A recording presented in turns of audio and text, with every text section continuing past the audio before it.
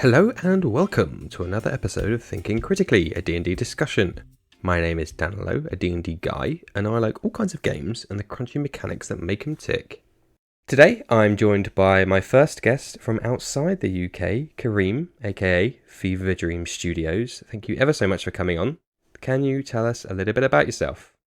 Well, it's my pleasure to be here. I am an adventure writer. I am a Twitch streamer, and playing D&D, running D&D, it's a newer hobby of mine. I picked it up around 3 years ago when I was in university. Some of my friends were asking around, hey, does anybody want to play D&D? And I said, you know what? I'd like to try it. I had played GURPS before, but that was my first time playing D&D. I spent about a year and a half as a die-hard min-maxer before I saw the light of other ways of play. And since that time, I've been writing my own adventures for publishing and for running just for my friends, and I've been having a blast. Oh, awesome. That's really good introduction. I probably got into it maybe slightly later than if I was looking at myself from a third party, maybe later than I would have anticipated, but I'm very glad I have, and I do have quite an obsessive personality, and when I like something, I'm really all in, no holds barred, and D&D is no different. You mentioned there about you played GURPS before, and you started with a diehard min-maxer personality, and I think it can be the case for a lot of players when they first come to D&D, say, okay, let me try and optimize my character. Mm-hmm. Optimizing is maybe the less cynical way of saying a min-maxer. So in terms of, do you think that there's any elements of the design of D&D, maybe 5e for the sake of argument, that encourages min-maxing or optimization over roleplay?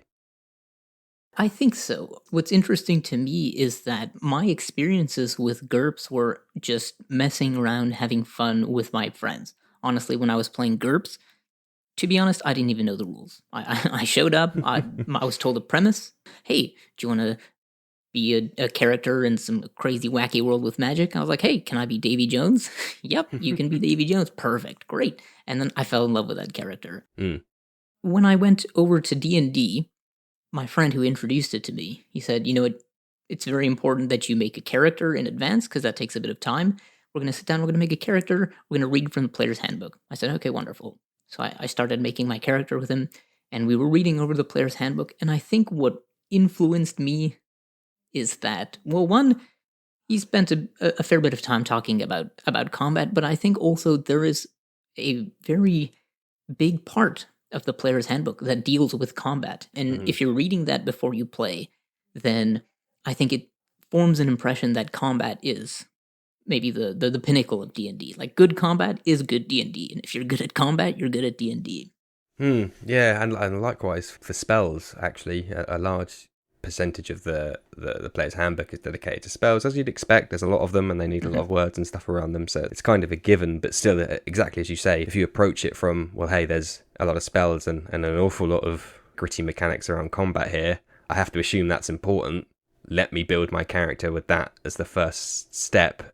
And then when you actually start playing in session 1 and the DM says, what drink do you want at the bar? Ooh, I don't know, the drink that makes me hit someone harder?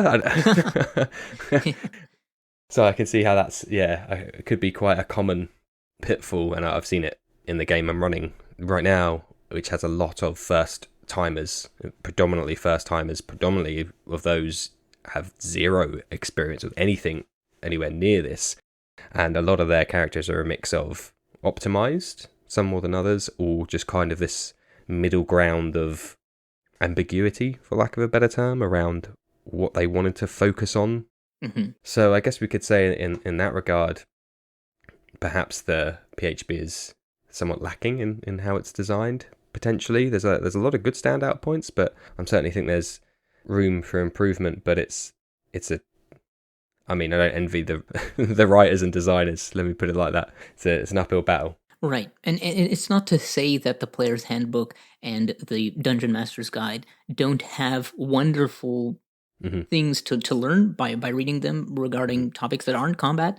It's just, I think by volume. If people are reading it and they're just sort of skimming it, they see combat, no, they pay attention to that. And there's only a small passage on role playing or whatnot, so you maybe don't pay as close attention to it. For sure, yeah. They're intimidating reads, certainly, for those that have come from, well, gone are the days where even video games had manuals. I mean, I remember vividly getting the train home with my World of Warcraft 200-page A5 manual and reading that on the train. And that those days are long behind us now. So the moment you rock up to play another game and go, oh, by the way, there's 300 pages of A4 here, plus maybe a further 600 if you fancy it. It's like, whoa, okay, steady on. I just wanna roll some dice. Would you mind explaining a little bit more about GURPS? Because to be honest, I'm not very familiar, but I think it might be quite a useful exercise. Well, unfortunately, it's been a long time since I've played GURPS, so my memory on it is a bit vague. But GURPS stands for the Generic Universal Role-Playing System. It's not a D20 based system, it's a D6 based system, so you have to roll a certain number of dice depending on your character sheet. The more proficient you are at something, the more dice you have, and then rolling a 5 or 6 is considered a success. Yes. And you need a certain number of successes. That's the general mechanical framework. I know that there are a variety of other modules for GURPS in other settings. There's a Star Wars GURPS source book for you to run Star Wars adventures within the GURPS framework. So in that sense, it's a bit more open and flexible. But my actual exposure to the rules was very limited. I just wanted to play Davy Jones. Sure. Yeah, you had an idea and you wanted to run with it, which is great. I'm pretty sure I've played either at GURPS itself or a very similar system of that. Okay, if you're rubbish at something, you can only roll 1. And if you're great at something, you can roll 5. Therefore, you've pretty much got it in the bag. The simplicity speaks for itself. One thing I wanted to talk about was, obviously, we've already talked about the player's handbook a little bit. And one thing I really wanted to stress, and one thing I stress to my players and my friends, is that the language used in terms of, it's an element of design, just in the same way the art is an element of design, that the words that they've picked are pretty well done. I have to say, it's dense, but it's consistent, which is very important. So something I tell my players and my friends is, you've got big A and you've got little a. Big A is the action, and a little a is for action with a lowercase a at the beginning, and that is a huge differentiation in the rules. Such a subtle change in, is it an uppercase A or is it a lowercase a, but it means such a huge difference. And when I spotted that, and then you see everywhere, you see little a means this and capital A means that, I was like, actually, fair play, that's actually a really good job at being exceptionally consistent to something that's kind of hard to spot. And also likewise with the spells. So this is something I've butted heads with my players on a number of occasions when they've said, I want to use spell X, but I want to use it in this way. And that is really tough for me to say no, because I know in my heart of hearts that spell isn't, they don't intend for it to be used in that way. The wording is the designer's intent for that spell is really clear in the wording. So I'm always like, oh, man, I really want to commend you on your ingenuity here, player. But if I let you do that with that spell, then suddenly I have to let someone else do something else with some other spell, and then suddenly every spell is every other spell. So that was quite interesting. An example in a recent game was a player had burning hands, and they were faced with a locked chest. Pretty mundane, nothing exotic. Wizard in this case, and they had not packed in their book in the morning knock, which is the spell to unlock something at the flick of your wrist. So he said, let me use burning hands, but because I'm a wizard, I want to change the spell so it can be used like a blowtorch. And we spent a good 5 minutes, me trying to explain to him, just no, because there's a spell for that, and it's not on me that you haven't packed that, that's on you. But he didn't see it that way. He just saw it as, I'm a genius wizard, so why on earth can't I change my spell to do this? And I think he was a little bit frustrated, but I can't fault the design of the book for that, because the book is really on point. So I don't know if you've had any thoughts on that, any experiences around, how people have interpreted the book or the language used within. I would agree with you. I do think that the language in the book is well done. I think with any linguistic endeavor, there's always room for interpretation. Hmm. I think that point is really personified when you look at the people who are tweeting at Jeremy Crawford. Hmm. One Yes. particular example regarding actions that you mentioned Hmm. that sticks out to me is I remember that in one of the sage advice tweets that I believe made it into the compendium as well. When it comes to the incapacitated condition or Hmm. any condition that says you can't take actions, there is a word with a capital A called Hmm. action, but that's Hmm. not the only thing you're not allowed to do when you can't take actions lowercase. You also can't take reactions or bonus actions. Hmm. So I see where they're coming from, and I'm glad the clarification exists. Hmm. Hmm. When it comes Yeah. to spells, the natural instinct is for people to try and get as much value as you can out of your spell, and understandably so.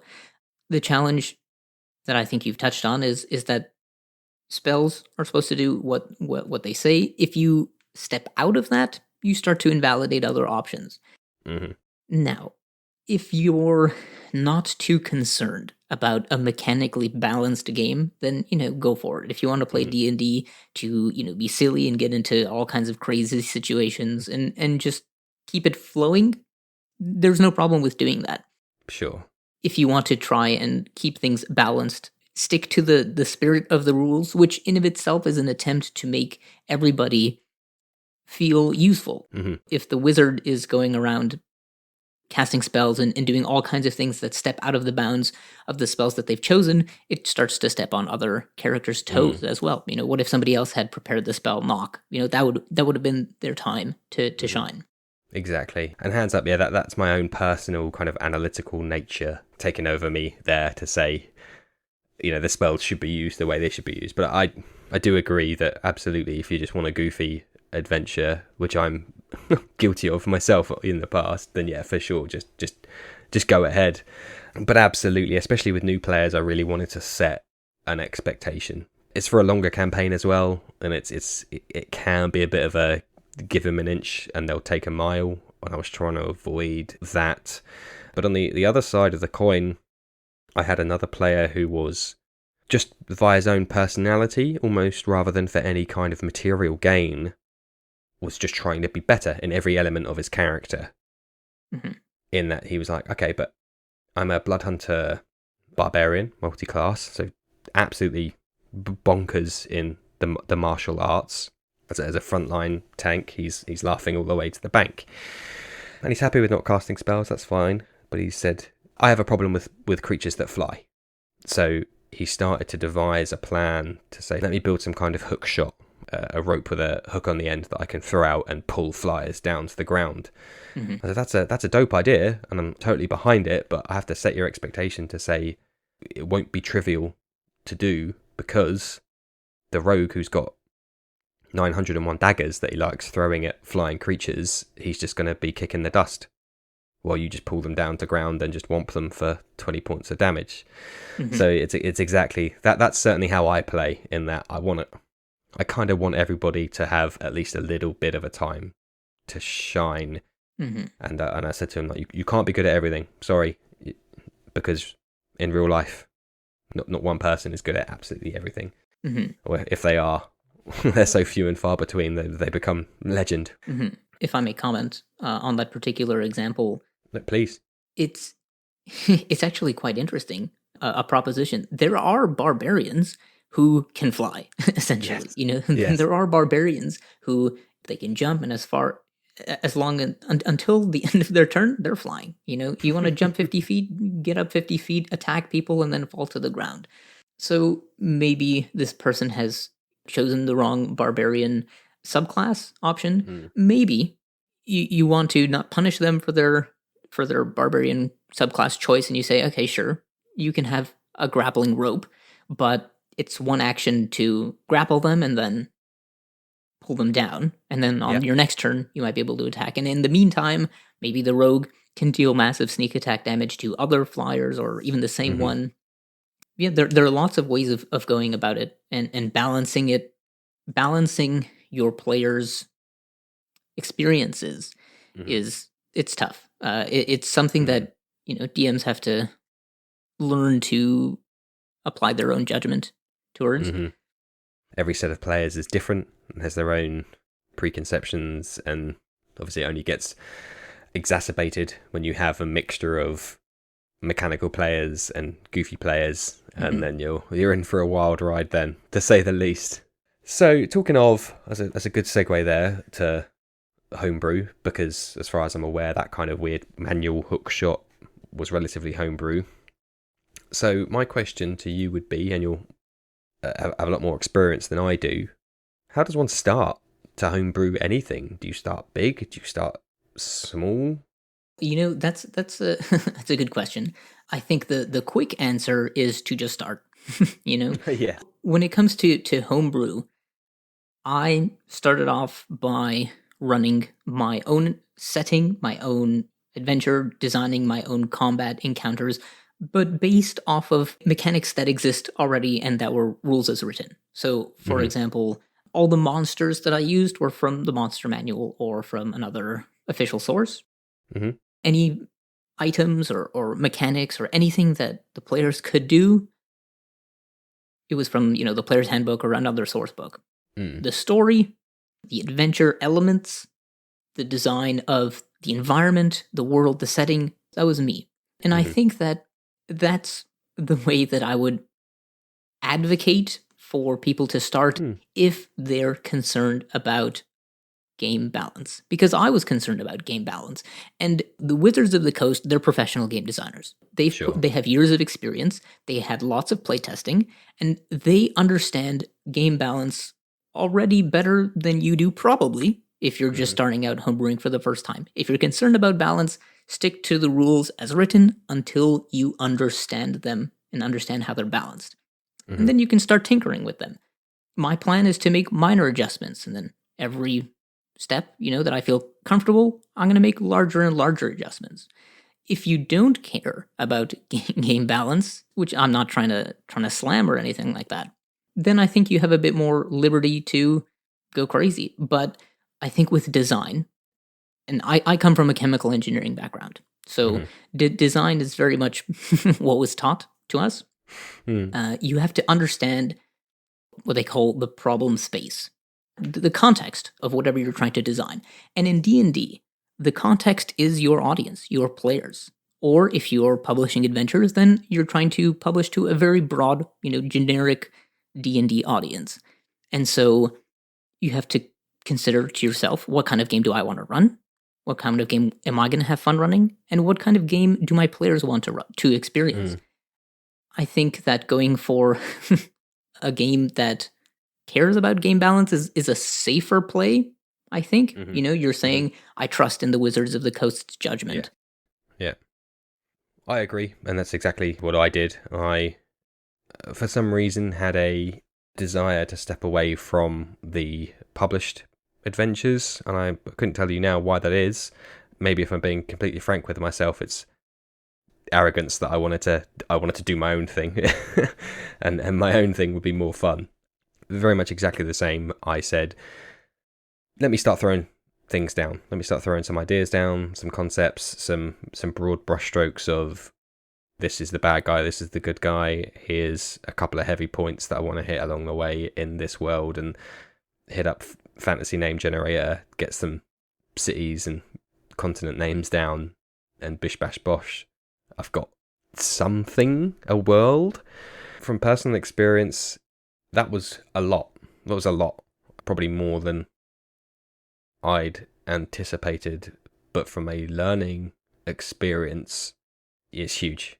Absolutely huge learning experience. If I was to restart a campaign now, it would be quite drastically different in terms of how I approached the story. In terms of the rules, again, I am, as you've previously realised, a very mechanical person, analytical person, very true to the, what was the phrase you used, the intent of the rules or something like that. It's Mhm. I'm very much a big fan of that, and that they put that in there for a reason, and they know better than I do. So I'm going to defer to their wisdom, the wisdom of the wizards, which sounds like a great module title. Trademark that one. I've got that got the time. If I'm being brutally honest, the homebrew that I personally do is a story and the world that the story goes in, which is very narrative rather than very mechanical. The only mechanical homebrew I do is ad hoc. It's on the fly. It's reactive rather than proactive. So what I mean by that is my characters are cakewalking this fight, and I tell at the time whether that's good or bad. So if the players are happy that they're stomping all over these enemies, then I'm going to let it happen, because that's the fun. Let them have fun. Let them stomp over enemies. That's fine. But if it's a big climatic fight and they've rolled very well, then my dynamic reactive homebrew in that instance is, okay, let me pump up his HP. Let me let him hit a little bit harder for the next few times, which is a form of homebrew, I suppose. If it was by the book, it would just be a bit of a damp squib and it would end, and that would be the end of the fight. But I hadn't really thought about it in that way, if I'm being brutally honest. I always thought it was just me trying to pick up the spinning plate that I dropped. But now I think about it, it is a form of homebrew. Yeah, you're absolutely right. It is a form of homebrew. For me, the first time I ran an adventure is very different from the one I'm running right now for my friends, and it's quite funny because I'm actually running in name the same adventure, the same setting, but I have learned a lot since the first time I DM'd, and there's a lot that has changed. I feel pretty comfortable now with designing combat encounters around the Wizards of the Coast existing frameworks. I have my own thoughts on magic items and how they affect game balance. And now that I have this understanding, I feel comfortable homebrewing my own magic items. And this is actually something I'm planning on doing tomorrow, actually. And I might make some content regarding this, but my view on magic items is that obviously players want magic items. And for me as a DM, balancing combat around players that have magic items is more of a challenge than if they don't have magic items. So that's why I gravitated towards a low magic setting for the first adventure that I'm running. If I'm being honest, a bit of a selfish choice, but completely understandable. Selfish but understandable. Well, thank you. But now that I feel more comfortable with it, I think there's room in D&D for minor buffs in the form of magic items, and they already exist. If you look at how the DMG talks about rewarding players, consumables are considered less powerful than magic armor, for example, and understandably so. I think there is more room, or there is room for more in between, something that's not quite as one shot as a potion, but not quite as forever as an armor that lets you fly, right? Yeah. I guess what inspired me to do this is in Baldur's Gate Descent into Avernus. It talks about different charms that archdevils can give you if you make deals with them. And that got me thinking, well, why just archdevils? Indeed, why not introduce that kind of technology into the setting that I want to run? And this, I think, is really, it plays into the setting. If you have a lot of magic items around, then players will start to associate, that high magic feeling with your adventure. And if your players are looting lots and lots of magic items, and nobody else in the world seems to have magic items, they're going to be a lot more powerful than everybody else. And if you're fine with that, that makes sense. But to me, something just grates in the back of my mind. Well, why don't other people have it? Yeah, I agree. And it exactly bugs me as well. And my players are probably seeing me as very stingy.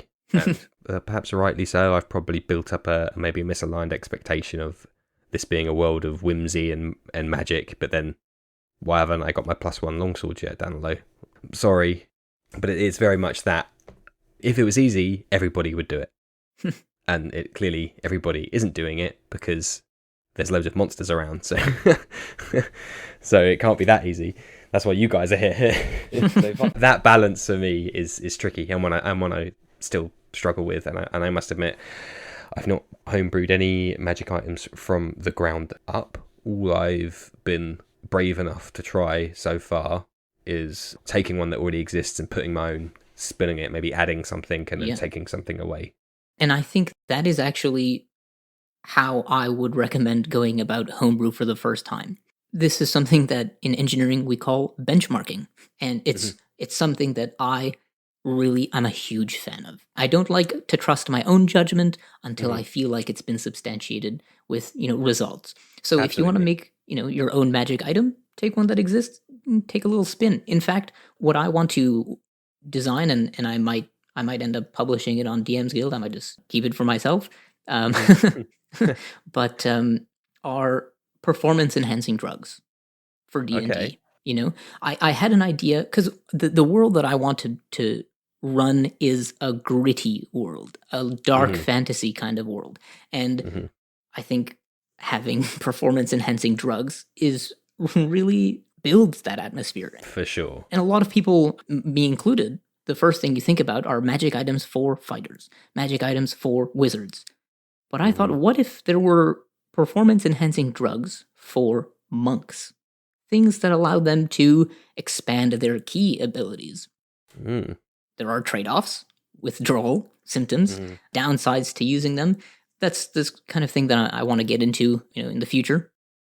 Yeah, that reminds me that games like Fallout has a drug addiction side to it that I think is a bit, not half-baked, but maybe 3/4 baked, in that the payoffs aren't particularly bad.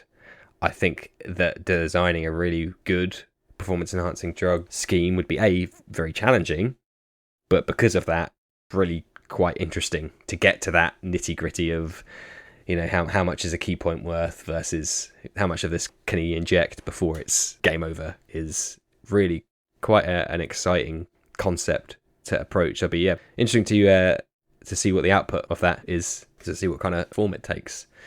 You're absolutely right when you mentioned approaching magic items from, what does the wizard in my party want? And when I'm designing my campaign, it feels a little bit defeatist, I'm not sure is the right word, a little bit pandering, to just say, let me put in this dungeon loot that my players would want, because it feels a bit disingenuous, I have to say, that why would this dragon's loot have a +1 longsword for the fighter and a wand of magic missiles, for sake of argument, for someone else, when why wouldn't it have something for a monk, which isn't in my party? And where's the line there between, I want to keep it fun for my players, but I want to keep the world congruous? Kind of the suspension of disbelief. Oh, of course we open this dragon's hoard, and of course there's those boots that I've been asking the DM for 5 months. Like, yeah, I know, sorry, but I didn't know how else to give you them. So that's something I struggle with, and hands up is probably why I've been maybe more stingy than I have, because I always wait for the perfect moment. To use an analogy, it would be like playing Overwatch and never using your ult, because you're waiting for the 6 bomb and it just never comes. Yeah. So I don't know how you've approached that problem of loot allocation, I suppose. You might be digressing somewhat, but it's a really juicy topic. Well, I started off my adventure, before I ran the first session. I said, this is going to be a low magic setting. So if you are expecting lots of magic items, you're not going to get it. That's that saved me and my players a lot of disappointment, I think. Yes. But aside from that, there is definitely, a school of thought that giving your players what they want versus, random tables or what would make sense for that monster, you don't necessarily have to give your players what they want. Sometimes they, they're like, oh, yes, this is going to make me a lot better at fighting, and this is what I want. Sometimes the magic item will open up avenues for your character that you weren't expecting, or might produce interesting conflict. And so, at least for me, I don't think to myself, I need to give my players what they want, or I need to design the magic items for them. In my particular case, I have, or I plan to design magic items for certain characters because they have sponsors. So, for example, my monk is part of a monastic tradition. And as part of their training, as part of their assignments, this is a shadow monk. So this is not your typical, do-gooder monk. This is a bit of a shadowy organization. They might supply my monk with performance-enhancing drugs. For sake of argument, you might say, yeah. Yeah. So in that sense, they have a sponsor, and that sponsor will give them things to make them better at what they want to do. That's one way of weaving in magic items that are tailored towards your character. But at the same time, there's absolutely nothing wrong, I think, with random magic items. Yeah, it makes sense both ways, and I really think that's a really elegant solution, and one I'm kicking myself for not having introduced myself. My guys have made friends with some pretty powerful people on both sides of the moral metronome, so there's no reason why they wouldn't be like, okay, here's something that will help you out, which is the perfect solution to my question earlier of I want to give them something they like, but I don't want it to be contrived. So at the very least, I've learned something from today, so I'm super stoked.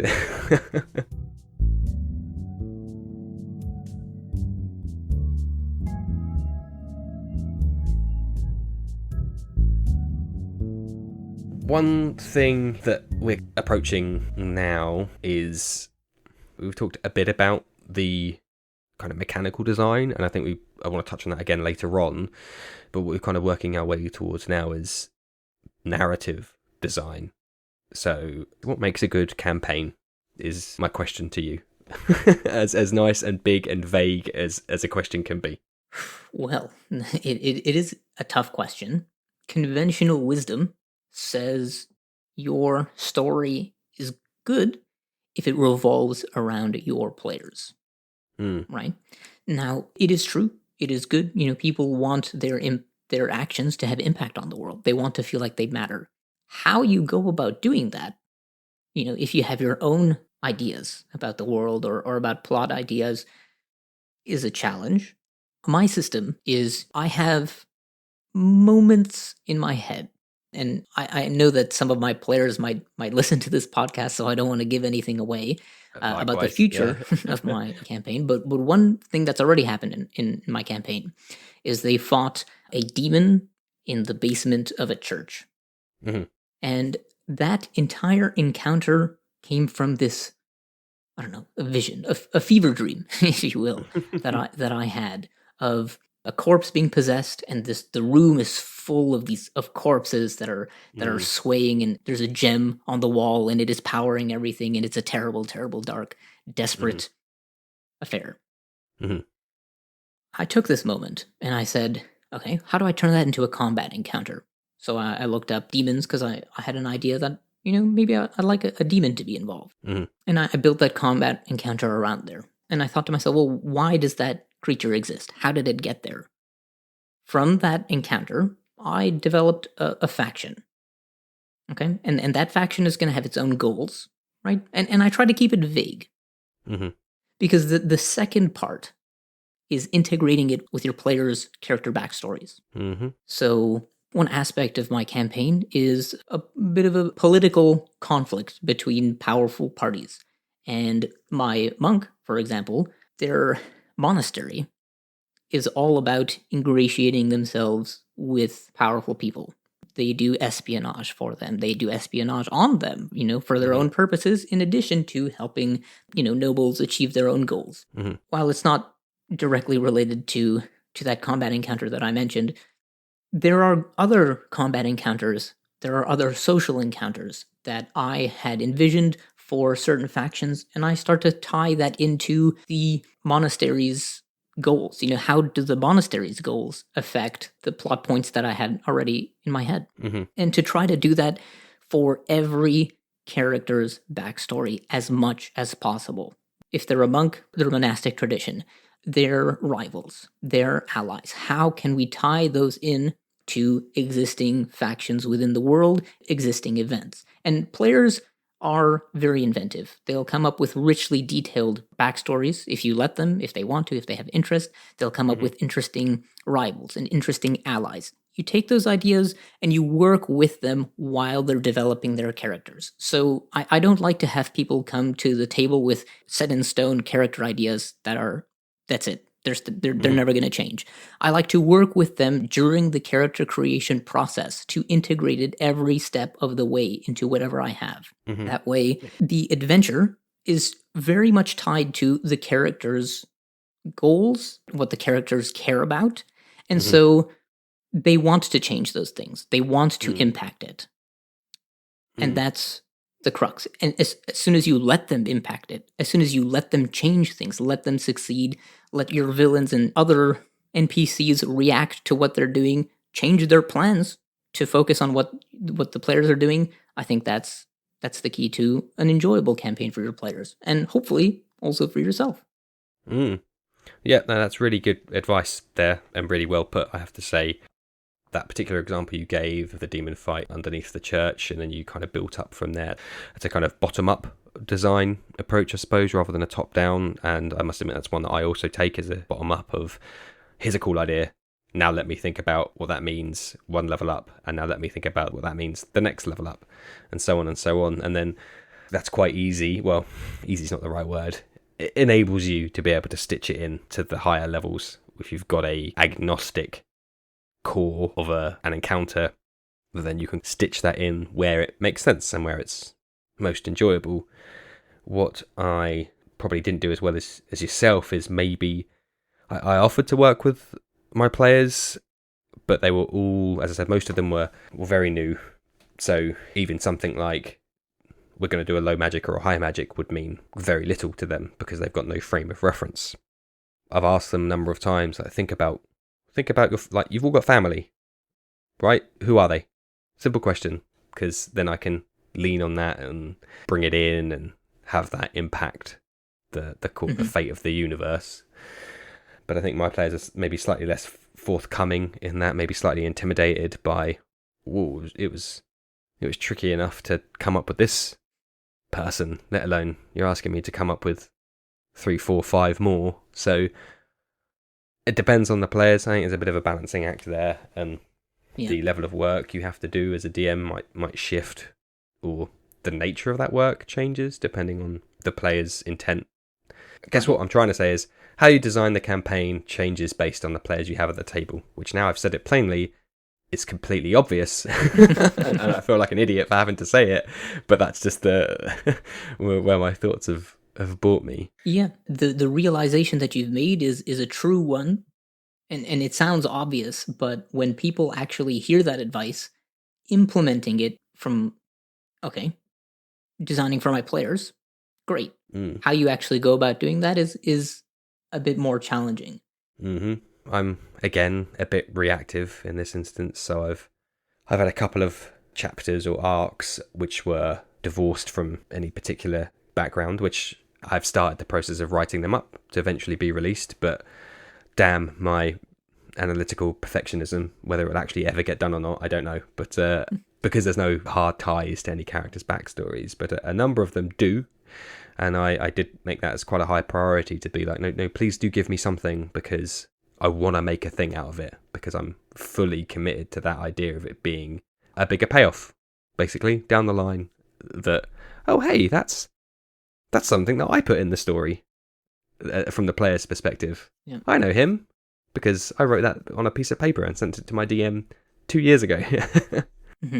And one thing to note is that as a player, if you're new, well, first of all, the character sheet gives you a few things to work with. It suggests that you have a backstory. It suggests that you have a rival and an ally, and honestly, whatever else you'd like to add in is between you and your DM. However, you don't have to add it in all at the beginning. It the earlier you add it in, the easier for the DM, for sure. For sure, Gives them more time to plan and whatnot. But if you're comfortable with it, if your DM is comfortable with it, then you can add it in as you go along. And that, in some ways, makes things easier, because you look at the existing plot elements and you say, well, wouldn't it be nice if I had a brother who worked in the Thieves Guild, And then, just like that, you have the DM's existing world, you say, I want a part of it. I want a piece of that. Yeah, that's something I might bring up with my players to say, nothing's precious. The world is here for you and me, so make use of it. Yeah. Don't feel like you guys are having to design your own microcosm universes just to appease me. The whole point is that you're in the world. I have to say, they're talking of design, and I've ragged on it before, is the character sheet is again quite intimidating, and although it does have ideals, bonds, traits and flaws, which is something I stress to every new starter, I say, hey, forget the numbers for a second. Quite there, prominently, on the first page is, what don't you like? Nothing to do with numbers, nothing to do with dice, just, what does your dude not like? What does your dude strive to make better? So that is good, and there is, I think, on the second page, a bit about allies and enemies, but in terms of, I think you have to be of a certain mindset to come to the choice of these things yourself, and if you're not, then you can be lacking when it comes to, yeah, but my brother in the Thieves Guild? Or I don't know, that thought never even crossed my mind, and it might not even ever cross my mind during the whole course of the campaign, unless the DM says something. But there's limits to what you can put on a piece of paper, and I can't put every Tom, Dick and Harry to say, who's your uncle, who's your auntie, who's your uncle's brother, and it would get ridiculous. Sadly, there was a tragic fire and they all died. Yeah, exactly. That's the get out of jail free card. That's a tricky one, but very interesting from a thought experiment point of view to say, it'd be good to see data sets of how many times did new players tie in their family to their backstory versus experienced players in their backstories. How much did they talk about relationships and familial ties rather than just vengeance, go, session 1. Well, my view is that ideals and personality traits, flaws and bonds, that's about your person internally, and your allies and your rivals, that's about their relationship to the world outside. And I think one reason that players don't necessarily think of that immediately is because they don't know what the world outside looks like. And so that's where the DM can help them by saying, this is what the world is like. There is a monarchy, and there's a king and there are nobles, and they have this effect on the world. And there are merchants who are very powerful, and this is how they affect daily life. There are thieves guilds, and there are this, and there are that. And to sort of give them ideas to say, okay, well, my character had a nasty run-in with one of those guilds, and that's boom, rival right there. Yeah, I completely agree. And in the same breath, I'm going to say I'm intimidated by really well thought out backstories because one of my players gave me like a page, and my immediate thought, wrongly, was not this is great. It was, oh god, I really hope I can do it justice, which I guess ultimately is a good thing, because you feel like they've put the effort in and that they deserve to have the enjoyment of the effort they've put in, and ultimately everybody wins in that situation. So we've talked a little bit, man, I could talk all night about higher level narrative design. If we bring it down a level, and let's talk about a really interesting topic of villains, or let's use a softer term of antagonists. So again, we're talking more soft design, I suppose, rather than hard design. I'm sure there's probably more correct terms for that, but that's what I'm going to stick with. So how would you design a good antagonist? Well, disclaimer, I will say that I think designing NPCs is not my strong suit. As a DM, it's something that I'm still learning to do. So there's your disclaimer right there. There is guidance in the DMG on designing a good villain, which I can't recall off the top of my head, so that should go to show you my familiarity with NPC design. But my philosophy is they have goals, right? That's, I mean, it kind of sounds silly to say it, but they have goals, and they want to achieve them. I think what some people fall into the trap of doing is trying to account for player actions. What if they do this?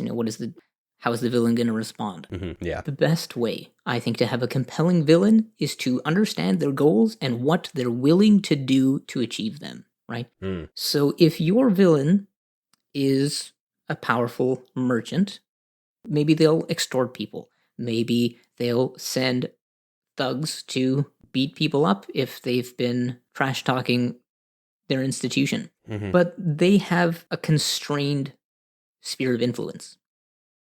There are safe spaces, outside of the city or outside of their sphere of influence where the players can leave and be safe from the villain's schemes. The more you constrain their sphere of influence, the less important a villain they are, which is fine. You don't need to have big bads all the time. That's a really good way to approach that topic of they have an objective that should be impacted by the player actions, but not the objective should be divorced of the players in a way, if you know what I mean, the player characters. So they should be trying to achieve goal A, the antagonists, and the player characters might be attempting to achieve goal B, and it just so happens that they happen to be on opposite sides of of the result. I played it safe and certainly have a big bad whose plans, and likewise, I don't want to give too much away, but whose plans are very much big and bad, to say the least. But dotted throughout, in each chapter and arc, there'll be some kind of antagonistic nature.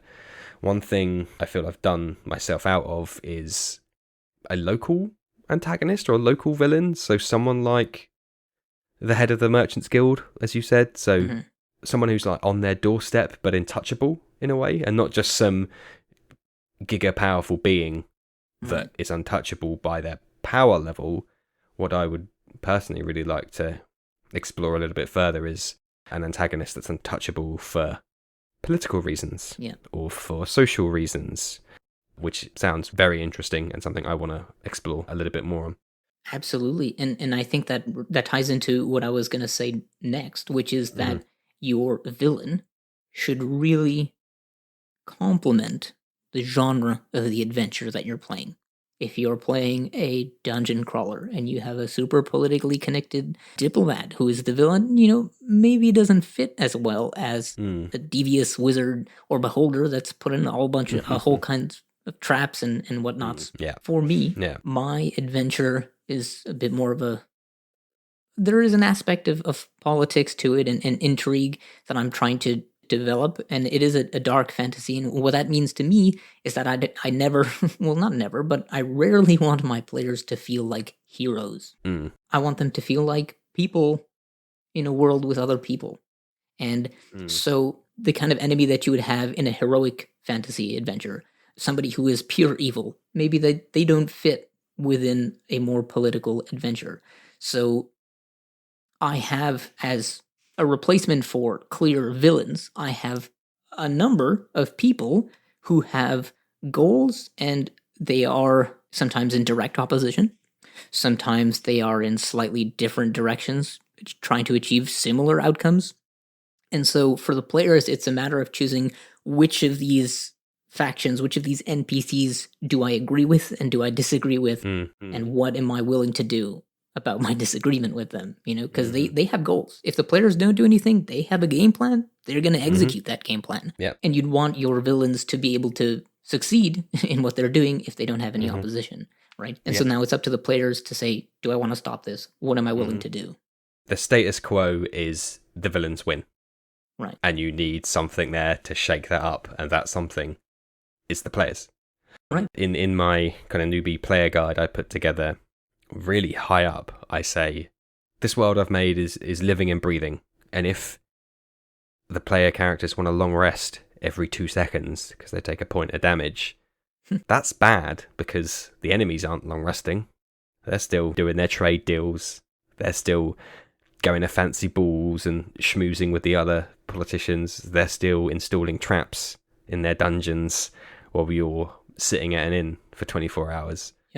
That's something that you can't get from video games, so I think it's a really good thing to leverage quite heavily in D&D, in my opinion, because you just can't get it anywhere else. The internet is replete with memes of you come back to do the side quest from level 1 and you're like a walking god. And the side quest was just, can you go and pick some apples from the tree, please? And it's like, well, yeah, because you've left that poor old lady for 2 decades while you went and battled in space. So that is very, incongruous. So I think if that was in my game, I would very, very much relish them going back and the old lady having passed away, and her daughter's there, being like, "Who the hell are you guys? I don't want any apples. Why have you come? Why have you come back here?" And brought a retinue of 2,000 soldiers with you.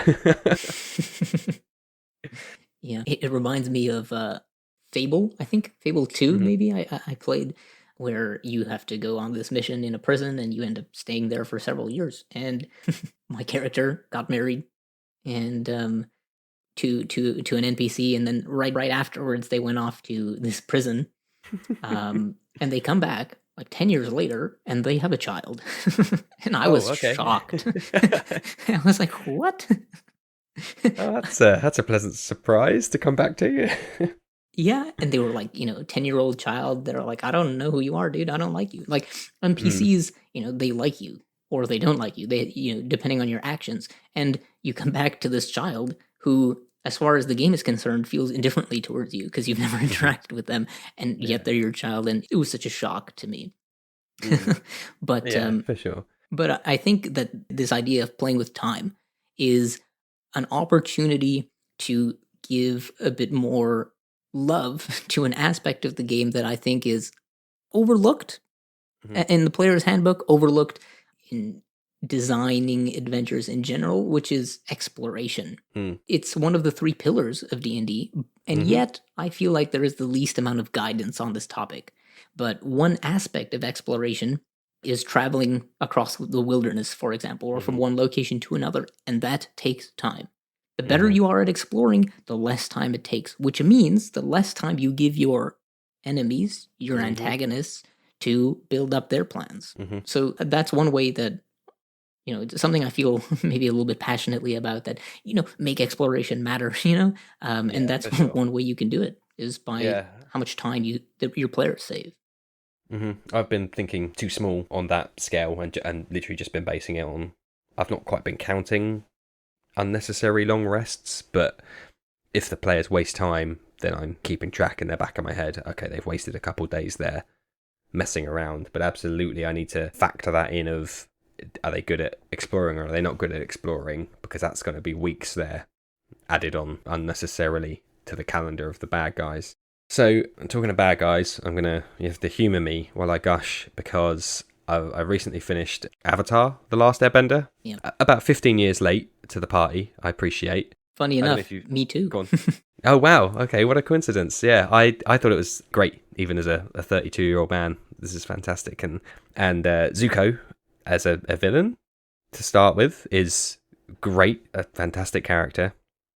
It just got me thinking. I saw a question on Twitter earlier that was, what should my alignment be in D&D if my character is really good, but they hate it because they find it exhausting?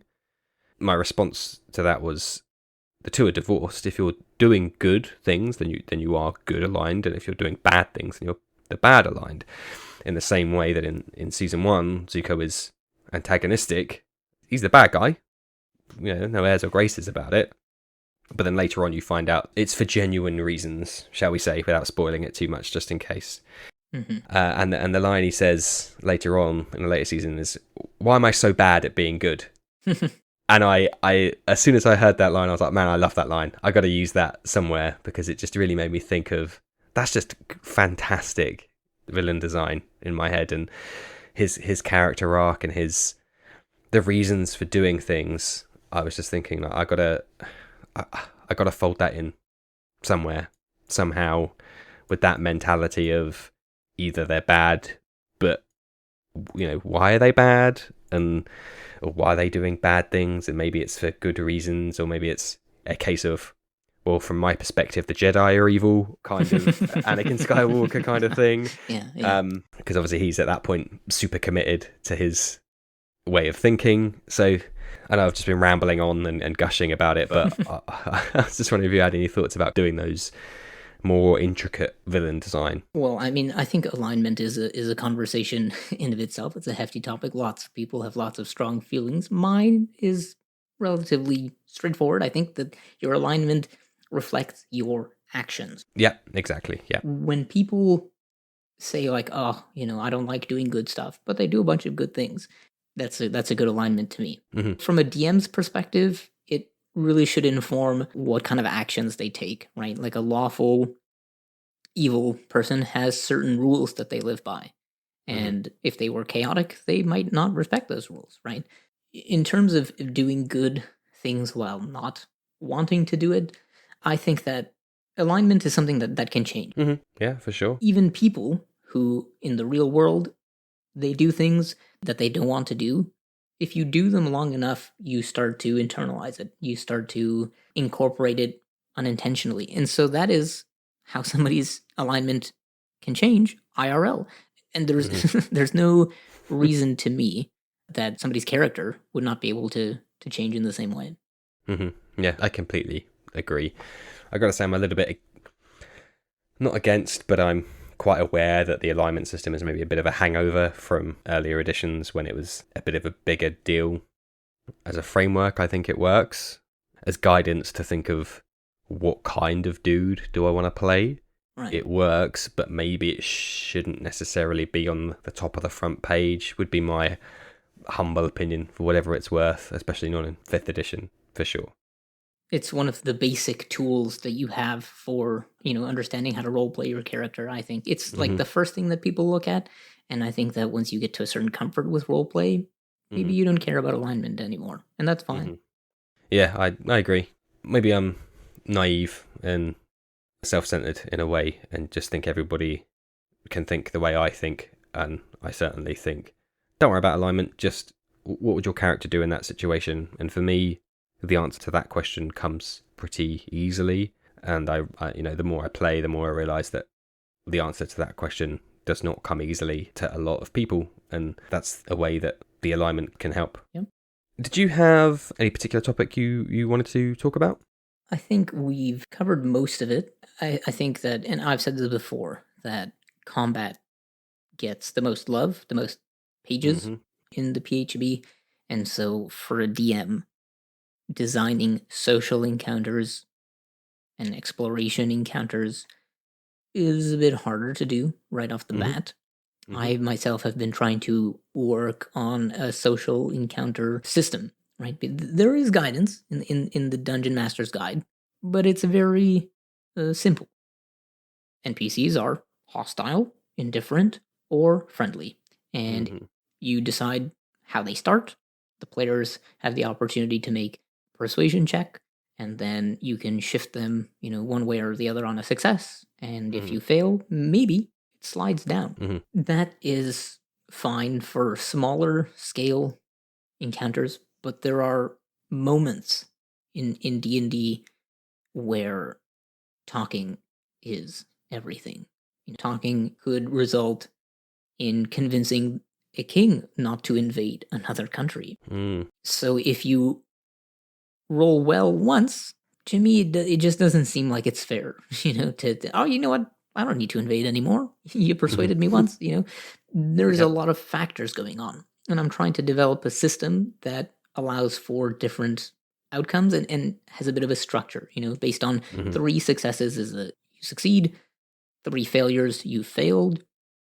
It's possible on the last roll or based on your other rolls that you end up in a sort of middle ground. Still working out the fine details, but yeah, it's quite binary, the basic system of a yes or no.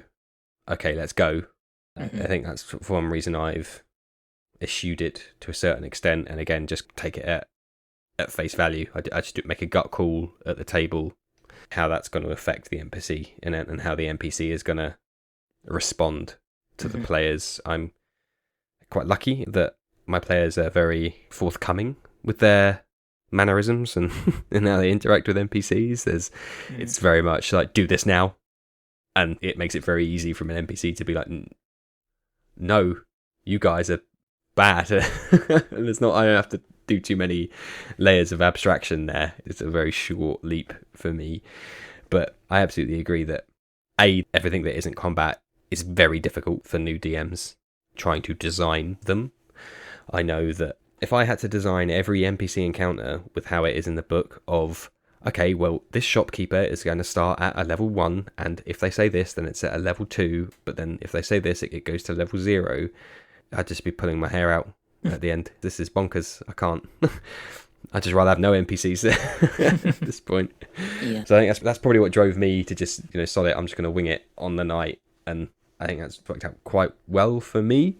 And obviously means I have to do less upfront design, but it's a very backloaded thing of you got to do it on the night. I guess it's a toss-up between front-loading or backloading your design. I think maybe the simplest way to do it is to decide, you know what, it's going to take 3 rolls, or 3 successful rolls. And each roll is for a specific sub-part. So, for example, king invading another country, maybe the first roll is on tactics. Your feelings on a broader level towards the other country. Mm-hmm. If you can convince them that they're not just a bunch of bloodthirsty savages, then, you can start to open up lines of communication between the two. And so if you fail the other 2 rolls, they might still invade, but now they're more likely to actually have peace talks. And take prisoners rather than, right. Kill them in the battlefield and that kind of stuff. Right. Second roll might be, is military conflict needed at all? And so if you succeed, no invasion. If you fail the third one, there might still be hostilities and maybe subterfuge and them working against each other in subtler ways. But at least you've avoided bloodshed. And if you fail, well, they're getting invaded. The third one might be just, on the future of interactions with the other kingdom. If you've succeeded on the first 2 and you succeed on the third one, you know what? It's time to extend an olive branch and maybe start working on a partnership or at least a mutual coexistence. So in that sense, you sort of break it into a 3-part system, 3 rolls. Yeah, that seems obviously a lot more logical, but again, a bit of front-loaded design philosophy. But for those big encounters, absolutely required. There's no way I'd wing that encounter on the fly because I'd just be sweating buckets, hoping that the next word that leaves my mouth isn't the one that's going to kick me in the arse later on when my players remind me that I said it, and I go, oh god, yeah, I did say that he wouldn't invade, but the rest of my story was predicated on that invasion. Oh well. Well done, Danilo. Yeah. Okay, so I think we're pretty much at time, and which is a bit frustrating because this has been a really good talk, and we've touched on a number of different topics, and I'd like to have another session at some point in the future where we'll deep dive a couple of them a bit more into the number crunching side of designing monsters and certainly designing combat encounters. We've said quite a lot about how they're a big deal, but haven't gone to too much detail, and again, that's quite a point of contention for myself. So if you'd be so kind, I'd think about having you on again in the future. Oh, I would love to. I had so much fun doing this. I would love to do it. Awesome. Well, thank you so much for joining. Is there anything you'd like to plug as you have the opportunity? Well, yes, I would love to. If anybody listening has enjoyed the things that I say and you want to hear more or ask me questions or talk about D&D with me, I love talking about D&D, you can follow me on Twitter at studios_fever. I also have a YouTube channel where I talk about the adventures that I publish, and I'm going to be starting to make a few design-related content. What I have planned is creating a new status condition. How do you go about doing that? I'm looking forward to doing that. And, of course, I also stream on Twitch, and I love talking to people on Twitch. If you want to hang out, if you want to talk about D&D, that's another avenue available to you, and I'd love to talk to you. Oh boy, you are a glutton for punishment, trying to design your own status effect. I'll leave that one very much up to you. I don't want to go into those murky waters. For everyone at home, if you have any other thoughts or comments for myself on what we've discussed today, please drop me a tweet at Danilo_DND. Otherwise, thank you all for listening, and good night.